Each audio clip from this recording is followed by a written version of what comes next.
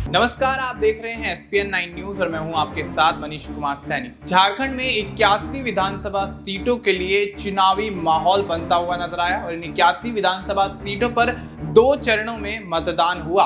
पहले चरण में 43 विधानसभा सीटों पर मतदान होता हुआ नजर आया, तो वहीं दूसरे चरण में 38 सीटों पर वोटिंग होती हुई नजर आई और इंडिया और एनडीए गठबंधन के बीच काफी बड़ा मुकाबला यहां पर देखने को मिला, जहां जेएमएम और यहां पर कांग्रेस की तरफ से इंडिया गठबंधन की तरफ से यहां पर चुनावी मैदान में ताल ठोकी गई, तो वहीं भारतीय जनता पार्टी, जेडीयू और यहां पर कहीं ना कहीं चिराग पासवान की पार्टी चुनावी मैदान में उतरती हुई नजर आई। तो अब ऐसे में झारखंड के अंदर जो हॉट सीट हैं उन पर हम आज चर्चा करेंगे।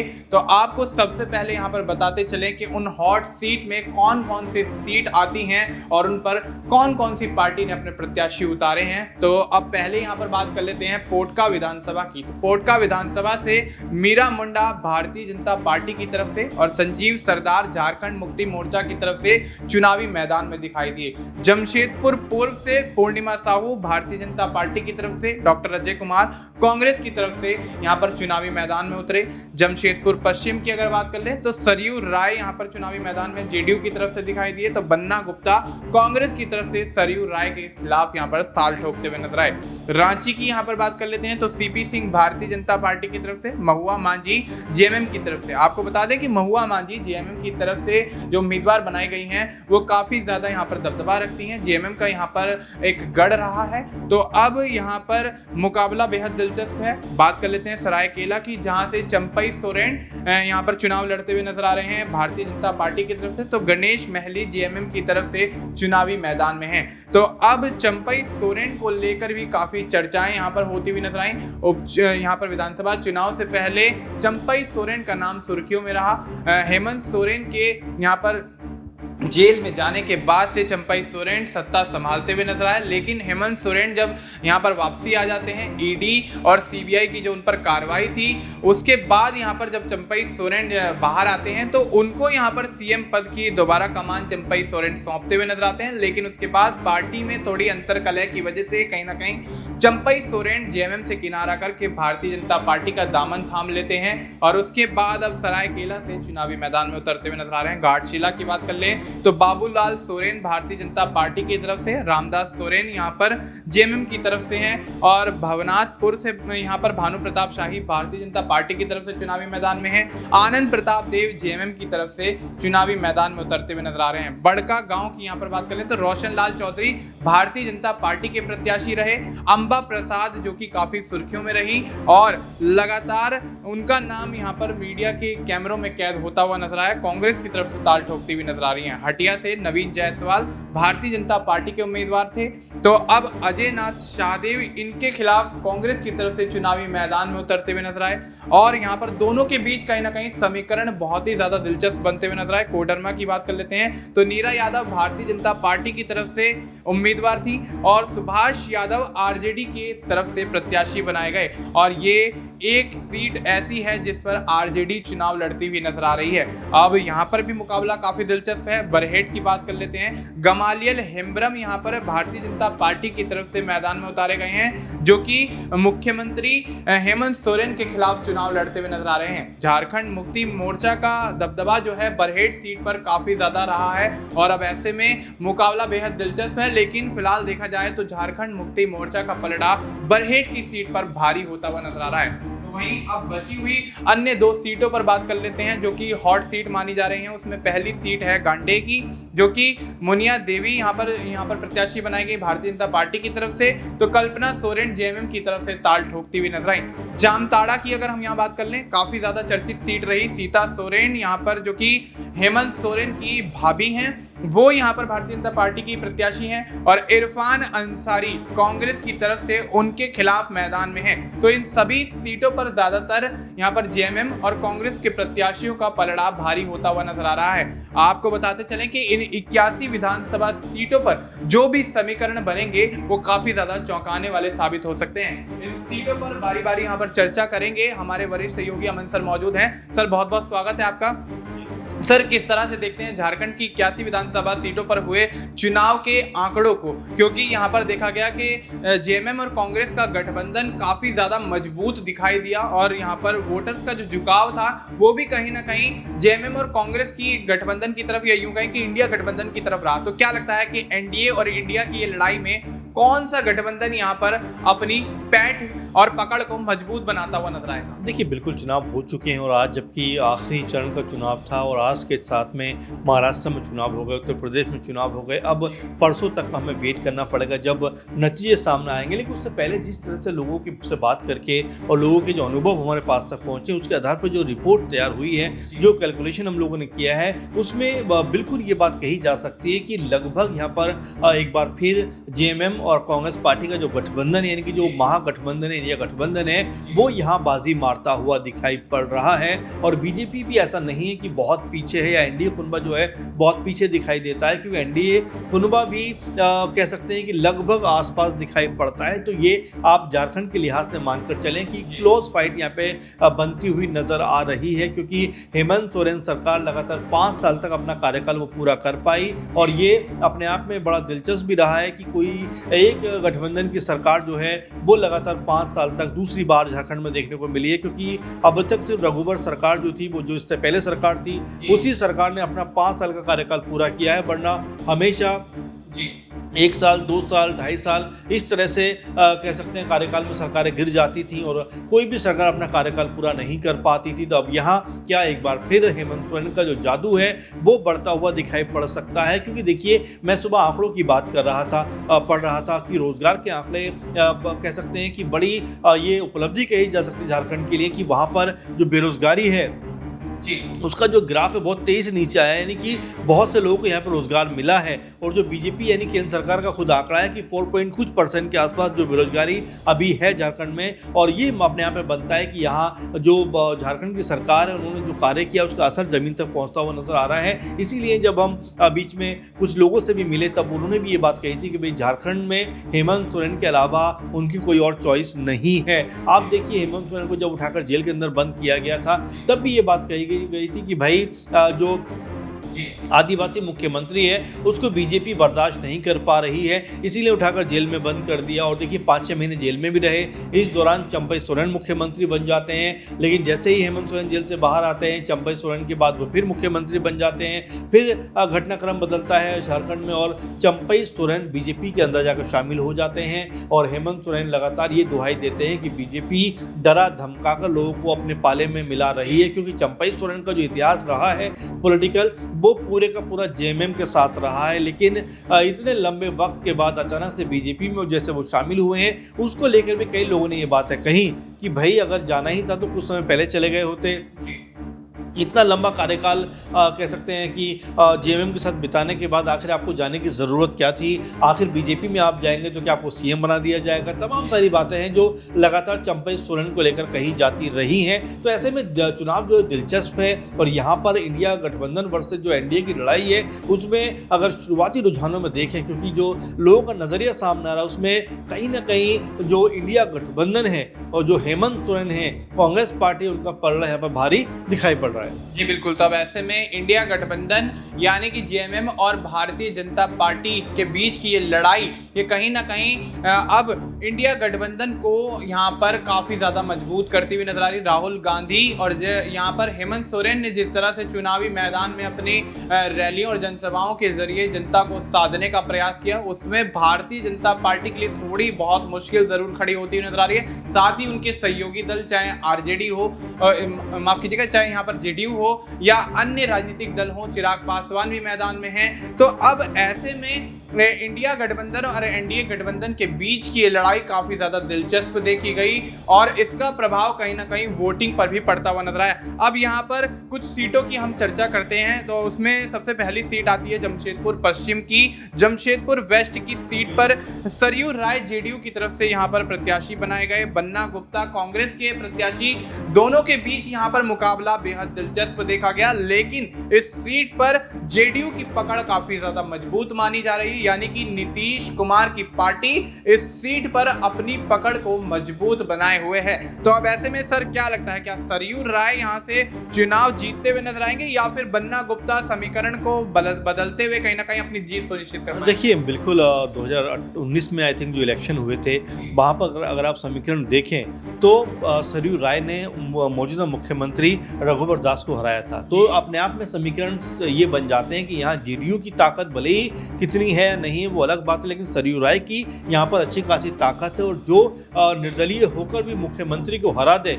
अपने आप में वो बड़ी बात कही जा सकती है और सरयू राय ने वैसा करके दिखाया। लेकिन अब जेडीयू में वो हैं, उनके टिकट पर चुनाव लड़ रहे हैं, यहाँ पर क्या उनकी भूमिका बनती हुई नजर आ सकती है, क्योंकि कई मौके पर उन्होंने अपनी सरकार को घेरते हुए नजर आए हैं। रघुवर दास पे कई आरोप उन्होंने लगाए क्योंकि वो रघुवर सरकार में मंत्री भी रहे थे। ये भी एक और दिलचस्प आंकड़ा है इसमें। तो यहाँ सरयू राय की सीट के ऊपर निगाहें रहेंगी कि सरयू राय एक बार फिर चुनाव जीतते हैं तो किस आधार पर जीतते हैं, क्योंकि इससे पहले बीजेपी में थे, एक तरीके से बीजेपी के साथ रहकर उन्होंने जो जीत यहाँ पर दर्ज की थी, मंत्री बने थे, फिर अपनी सरकार को भ्रष्टाचार के आरोप उन्होंने लगाए। उसके बाद निर्दलीय चुनाव लड़ते हैं 2019 में चुनाव जीतते भी हैं, उसके बाद भी पार्टी में शामिल नहीं होते हैं जेएमएम में, और तमाम सारी बातें वो करते हुए नजर आते हैं। तो यहाँ एक बार फिर दिलचस्प बात बन जाती है कि सरयू राय के यहाँ पर जेडीयू से उतर कर जीत दर्ज कर पाएंगे या फिर यहाँ जो कह सकते हैं लड़ाई है जो दिलचस्प है मेरे ख्याल से सरयू राय के सामने बन्ना गुप्ता जो स्वास्थ्य मंत्री रह चुके हैं, एक तरीके से झारखंड की कांग्रेस पार्टी के बड़े लीडर माने जाते हैं। तो यह मुकाबला बहुत कड़ा होने वाला है और यहाँ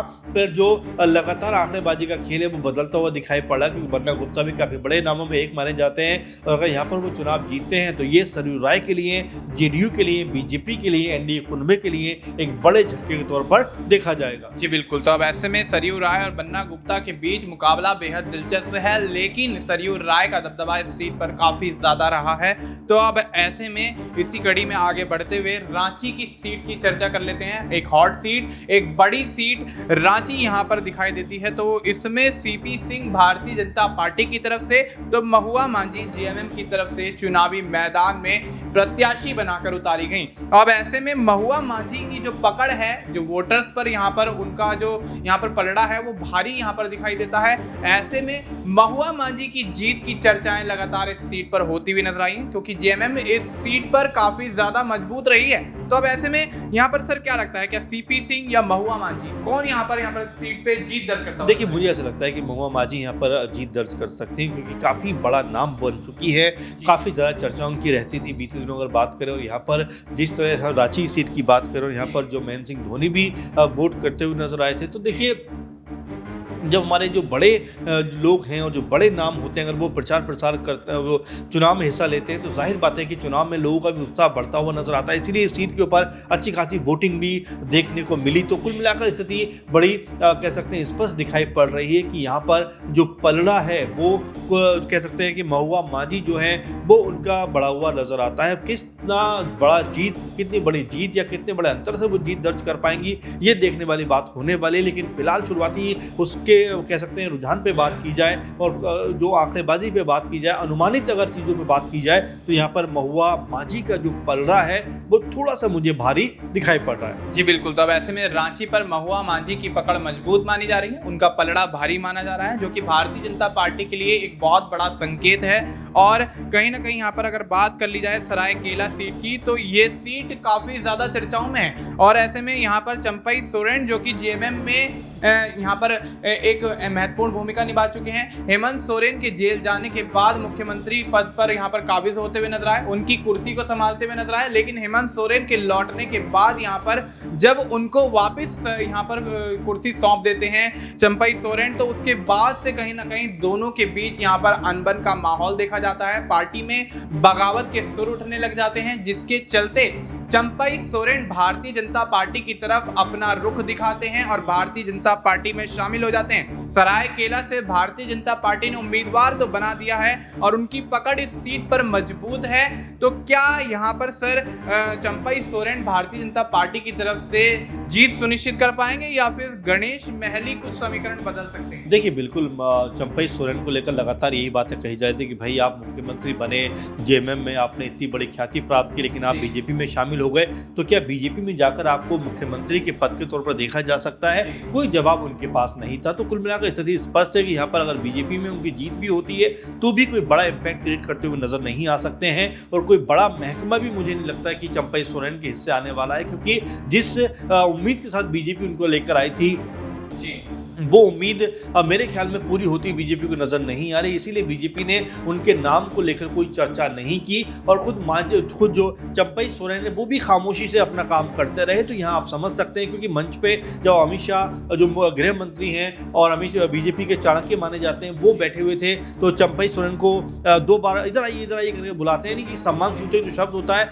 वो नजर नहीं आता। उसको लेकर भी काफी जो सोशल मीडिया पे चर्चा चली थी कि वहां पर हेमंत सोरेन उनके पैर छूते थे, और यहाँ पर जो बीजेपी के नेता हैं उनको नाम लेकर कहीं ना कहीं बुला रहे हैं। तो ये अपने आप में जो तुलनात्मक जो चीज़ें हैं वो ये निकल कर आती हैं, जिसमें लग रहा है कि यहाँ पर चंपई सोरेन जीत तो दर्ज कर लेंगे, लेकिन जो मान सम्मान उनको मिलना चाहिए था, जो बड़ा पद वो सोच रहे थे, वो उनके हिस्से नहीं आने वाला है। जी बिल्कुल। तो अब ऐसे में चंपई सोरेन के भारतीय जनता पार्टी की तरफ से सीएम चेहरे बनने की चर्चाएं लगातार होती रही हैं। तो यहाँ पर अगर मान सम्मान की बात कर ली जाए तो कहीं ना कहीं चंपई सोरेन का यहाँ पर इस सीट पर जीत तो दर्ज हो पाएगी, लेकिन सीएम चेहरे के तौर पर यहाँ पर कहीं ना कहीं उनका नाम थोड़ा पीछे ही दिखाई दे रहा है। लेकिन अगर यहाँ पर बात कर ली जाए घाटशिला सीट की, तो यहाँ पर बाबूलाल सोरेन भारतीय जनता पार्टी की तरफ से, रामदास सोरेन जेएमएम की तरफ से। तो सर क्या लगता है कि बाबूलाल सोरेन और रामदास सोरेन में से कौन सा वो चेहरा होगा जो इस सीट पर जीत सुनिश्चित करेगा? देखिए बिल्कुल अभी इसमें क्लोज फाइट है, और यहाँ पर जाहिर बात है कि मुझे जहाँ तक लगता है कि घाटशिला में बाबूलाल सोरेन जो है ये जीत दर्ज कर सकते हैं। आदिवासी इलाका है और यहाँ पर उनके हिस्से में ज़्यादा वोट जा सकते हैं, इसीलिए तुलनात्मक नजर से देखा जाए तो यहाँ बाबूलाल जो सोरेन है वो रामदास सोरेन पे भारी पड़ते हुए नजर आ सकते हैं। हालांकि रामदास सोरेन भी एक आदिवासी चेहरा है, लेकिन इन दोनों की लड़ाई में देखा जाए तो जेएमएम के प्रत्याशी जो है वो भारी पड़ते हुए दिखाई पड़ सकते हैं। जी बिल्कुल। तो जेएमएम का पलड़ा घाटशिला सीट से काफ़ी ज़्यादा भारी नजर आ रहा है। और यहाँ पर भवनाथपुर की अगर बात कर ले तो भानु प्रताप शाही भारतीय जनता पार्टी की तरफ से और आनंद प्रताप देव जेएमएम की तरफ से है। वहीं साथ ही इसके साथ बड़का गांव की भी चर्चा कर लेंगे, जहाँ पे रोशन लाल चौधरी भारतीय जनता पार्टी की तरफ से और अंबा प्रसाद जो कि सुर्खियों में बनी रही, मीडिया के कैमरों में कैद रही, कुछ समय पहले कांग्रेस की तरफ से ताल ठोकती हुई नजर आ रही। तो सर क्या लगता है भवनाथपुर और बड़का गांव में भारतीय जनता पार्टी को क्या जेएमएम और कांग्रेस की तरफ से एक कड़ी टक्कर मिलती हुई नजर आएगी? देखिए अंबा प्रसाद के बारे में लगातार ये कहा जाता है कि 25-26 साल की उम्र में वो सांसद बनी और विधायक बनी, और बड़ी जोशीली एक तरीके से विधायिका रही हैं, घुड़सवारी करती हुई नजर आती हैं, तमाम तरह से कह सकते हैं एक्टिव दिखाई पड़ती हैं, लोगों के बीच ज़्यादातर रहती हैं, और यंग होकर लोगों की सेवा जिस तरह से वो कर सकती थी इन 5 साल के दौरान काफ़ी सेवा करती हुई नजर आई हैं। और इसीलिए जो अंबा प्रसाद उनकी छवि जो है वो लोगों के बीच में बहुत शानदार रही है, और जहाँ जहाँ प्रचार प्रसार के लिए गए हैं लोगों ने उनको हाथों-हाथ लिया है। तो मुझे ऐसा लग रहा है कि बड़का गांव में जिस तरह से अंबा प्रसाद ने अपनी छवि बनाई है, जिस तरह से कांग्रेस पार्टी के लिए वहां पर एक इमेज बेहतर की है, तो यहाँ पर अंबा प्रसाद जो है वो भारी पड़ती हुई नजर आएंगी। जी बिल्कुल। तो अब ऐसे में यहाँ पर हटिया सीट की भी बात कर लेते हैं और कोडरमा की भी चर्चा साथ साथ करते चलेंगे, जहाँ से नवीन जायसवाल हटिया से और उनके साथ यहाँ पर चुनावी मैदान में उनके प्रतिद्वंदी के तौर पर अजय नाथ शाहदेव हैं। कांग्रेस और भारतीय जनता पार्टी के बीच यहाँ पर काफ़ी टफ फाइट मानी जा रही है। वहीं कोडरमा से नीरा यादव और सुभाष यादव के बीच, दोनों ही यादव चेहरों के बीच यहाँ पर भारतीय जनता पार्टी और आरजेडी के बीच चुनावी मुकाबला होगा। सर हटिया और कोडरमा पर किस तरह के समीकरण रहेंगे? देखिए बिल्कुल हटिया एंड कोडरमा की बात कर रहे हैं, अब जाहिर बात है कि जिस तरह से जो टिकट डिस्ट्रीब्यूशन होता है तो उस समय भी जो जातिगत समीकरण होते हैं उनको साथ कर जो है कह सकते हैं कि वो टिकट दिया जाता है। और देखिए जेडीयू आरजेडी की बात हम कर रहे हैं, जेडीयू की बात हम कर रहे हैं, चाहे एलजेपीआर की बात हम करें, जो सहयोगी दल हैं कह सकते हैं इंडिया गठबंधन में और एनडीए कुनबे में, तो ये बिल्कुल इसमें स्पष्ट हो जाता है कि यहाँ पर आरजेडी भी कहने की चाहेगी। आरजेडी के हिस्से में पहले भी एक सीट आई थी और किसी भी तरह से वो चाहेगी कि 1-2 सीटें उनके हक में आए, क्योंकि इस बार वो 6-7 सीटों पर चुनाव लड़ रहे हैं। वहीं जेडीयू की बात करें तो शुरुआत में हमने देखा कि जब वो जमशेदपुर से उनके प्रत्याशी सरयू राय मैदान में है, तो अगर इन सीटों पर उनके प्रत्याशी जीत दर्ज करते हैं तो कहीं ना कहीं उनकी पार्टी का कद इससे मजबूत होता हुआ दिखाई पड़ता है। लेकिन जिस तरह से मुख्य दलों की बात की जाए तो यहाँ पर चाहे जेएमएम हो या फिर बीजेपी हो, इन दोनों के बीच जो मुकाबला है वो ये बताता है कि यहाँ जी की जो स्थिति है वो बहुत ज़्यादा कह सकते हैं कि जेएमएम के पक्ष में जाती हुई दिखाई पड़ रही है, क्योंकि जेएमएम मौजूदा सरकार, और देखिए जिस तरह से एक इमोशनल अटैचमेंट रहा उसका भी फायदा जेएमएम को मुझे लगता है इन सीटों पर होता हुआ नजर आएगा। जी बिल्कुल। तो अब ऐसे में इन दोनों ही सीटों पर यहाँ पर जेएमएम और यहाँ पर कहीं ना कहीं कांग्रेस आरजेडी का पलड़ा भारी रहता हुआ नजर आएगा। वहीं अब यहाँ पर सबसे बड़ी और सबसे हॉट सीट की बात कर लेते हैं, जो कि हेमंत सोरेन की सीट है, यानी कि हम चर्चा कर रहे हैं बरहेट विधानसभा सीट की। तो यहाँ पर गमालियल हेम्ब्रम जो कि भारतीय जनता पार्टी की तरफ से हेमंत सोरेन के खिलाफ चुनाव लड़ते हुए नजर आए। तो क्या लगता है, क्या सर क्या हेमंत सोरेन अपनी पकड़ को इस सीट पर मजबूत बनाते हुए इस सीट पर एक बार फिर से जीत सुनिश्चित कर पाएंगे, या फिर गमालियल हेम्ब्रम यहाँ पर कुछ समीकरण बदलते हुए नजर आएंगे? देखिए बिल्कुल मनीष, यहाँ पर जब मुख्यमंत्री चुनाव में है तो जाहिर बात है कि उनके पक्ष में एक माहौल तो बन रहा है, लेकिन जिस तरह का मैं कह रहा हूँ कि इमोशनल कार्ड उन्होंने खेला, उनकी पत्नी जो कल्पना सोरेन है वो रोती हुई नजर आई। कई सभाओं में आपने देखा कि उन्होंने ये बताना चाहा कि बीजेपी ने कहीं ना कहीं उनके साथ में ज्यादती की है, उनके पति उठाकर जेल के अंदर बंद कर दिया, सरकार गिराने का प्रयास किया। इरफान अंसारी समेत कई लोगों के ऊपर आरोप लगा कि वो जो सरकार गिराना चाहते थे, उनके पास में पैसा भी कुछ मिला। तो ऐसे में तमाम सारे सवाल उठ के उस समय भी सामने आए थे, और अब भी यही सवाल उठ के सामने आए कि बीजेपी जो है वो कहीं ना कहीं झारखंड में जो आदिवासी है उनसे उनका हक छीनना चाहती है। और यहाँ पर जिस तरह ताबड़तोड़ प्रचार हेमंत सोरेन ने किया है, उनकी पत्नी ने किया है, उससे कहीं ना कहीं अंदाजा जरूर लग रहा है कि जो बरहेट की सीट है एक बार फिर हेमंत सोरेन का जादू यहाँ पर चलता हुआ नजर आ सकता है। हालांकि जो उनके विधायक प्रतिनिधि थे पंकज मिश्रा, उनके ऊपर तमाम तरह के आरोप लगे, लेकिन उन सब के बावजूद हेमंत सोरेन की छवि पे आरोप तो कई लगे, लेकिन दागदार होने से बच रही है, क्योंकि अभी भी आरोप साबित नहीं हो पाए हैं। और यही बात वो बार बार कह रहे हैं कि देखिए जिस तरह से बदनाम करने की साजिश रची गई उसमें बीजेपी को मुंह की खानी पड़ी। जी बिल्कुल। तो अब ऐसे में यहाँ पर दागदार करने की साजिश में यहाँ पर कहीं ना कहीं भारतीय जनता पार्टी और विरोधी दल हेमंत सोरेन को नाकाम होते हुए नजर आए, और ऐसे में हेमंत सोरेन पर सभी आरोप फिलहाल निराधार साबित होते हुए नजर आए। लेकिन फिलहाल इन मामलों में कार्रवाई जारी है। लेकिन अब यहाँ पर अगर बात कर लें गांडे सीट की, जो कि हॉट सीट है, तो वहां पर मुनिया देवी भारतीय जनता पार्टी की प्रत्याशी रही, और कल्पना सोरेन जो कि सूबे के मुख्यमंत्री और बरहेट विधानसभा सीट से चुनावी मैदान में ताल ठोक रहे हेमंत सोरेन की धर्मपत्नी हैं, वो दोनों ही कहीं ना कहीं एक दूसरे के लिए प्रचार प्रसार अपनी अपनी सीटों पर या एक दूसरे की सीटों पर करते हुए नजर आए। तो सर क्या लगता है, क्या मुनिया देवी या कल्पना सोरेन? देखिए कल्पना सोरेन के बारे में वाकई ये बात कहना चाहूँगा कि जिस तरह से बीते 5-6 महीने में उन्होंने पार्टी की कमान संभाली और कई जगह पर वो नजर आई, क्योंकि इससे पहले तक वो कभी भी किसी मंच पर नजर नहीं आती थी, अपनी घर गृहस्थी तक वो सीमित थी। लेकिन जब से उनके पति जेल के अंदर गए हैं उसके बाद से वो काफ़ी एक्टिव होती हुई नजर आई, और कई लोगों ने तो यहाँ तक कहा कि मुख्यमंत्री जो है वो कल्पना सोरेन को बनाया जाना चाहिए था, लेकिन उसके बावजूद भी चंपई सोरेन को मुख्यमंत्री बना दिया गया। अब जबकि पूरी तरह से कल्पना सोरेन एक्टिव हो चुकी हैं, कई जगहों पर जनसभाओं में वो नजर आई, कई जगह पर आंसू बहाते हुए नजर आई, कई जगह पर अपने लिए माहौल बनाती हुई नजर आई। तो कुल मिलाकर देखा जा रहा है कि कल्पना सोरेन की चर्चा सबसे अधिक गांडे सीट के ऊपर होती हुई नजर आई है, और जो बीजेपी की प्रत्याशी हैं मुनिया देवी, उनके बारे में उतनी चर्चा नहीं है। तो ऐसे में आप ये मानकर चलिए जो लोगों का रुझान है वो यहाँ पर कल्पना सोरेन की तरफ दिखाई दिया है। ऐसे में कल्पना सोरेन क्या वास्तव में यहाँ एक बड़ी जीत दर्ज करती हुई नजर आ सकती है, क्योंकि एक आंकड़ा ये भी है कि हेमंत सोरेन हो सकता है इस बार सीएम ना बने और अपनी पत्नी यानी कि कल्पना सोरेन को झारखंड की मुख्यमंत्री बनाते हुए नजर आए, अगर उनकी पार्टी सत्ता में आती है तो।